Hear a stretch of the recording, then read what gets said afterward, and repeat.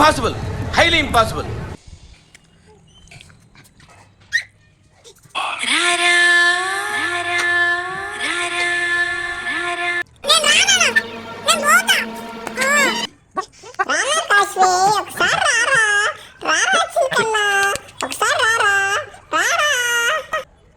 మీరు వస్తారని ఎప్పటి నుంచో వెయిట్ చేస్తున్నాను.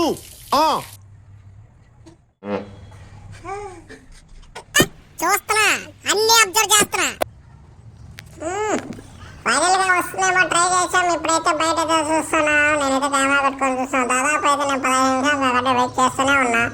ఏం మాత్రమే అడుగు పెడుతున్నావు, చెక్ చేస్తున్నా. గడప పట్టుకుని ఏలాడుతుంది కింద. అప్పుడే నాకు చూస్తూనే ఉంది. ఏదైనా వేస్తూ బయట పెడితే ట్రై చేస్తూ గడప దాడుతుందేమో చూస్తూ ఉన్నాను, ట్రై చేస్తున్నాను.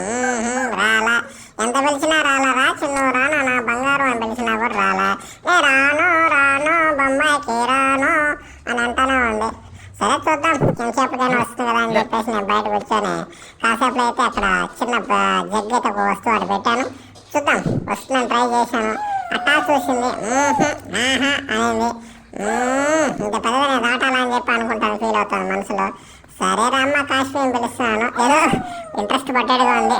ట్రై చేస్తాను, వస్తుంది అయితే నేను అనుకుంటున్నా. రా రా రా నువ్వు రావాలా రావాలా రావాలా అంటూ ఉన్నా. చూసింది, నాకే సొంతమైంది, అడిగి పెట్టింది, వచ్చేసింది. వా ఇప్పుడైతే ఒకసారి అయితే మా పాప చిన్న మరోసారి గడప దాటేసింది.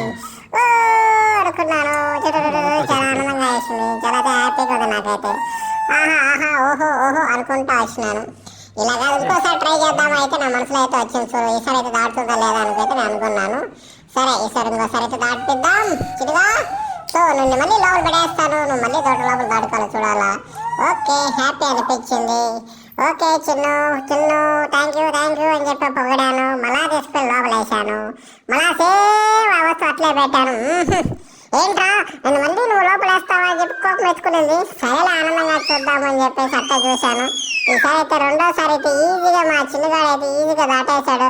ఇంకా ఒకసారి వస్తూనే ఉన్నాడు, వద్దురా అంటే వస్తూనే ఉన్నాడు. నాకైతే చాలా చాలా హ్యాపీ అనిపించింది.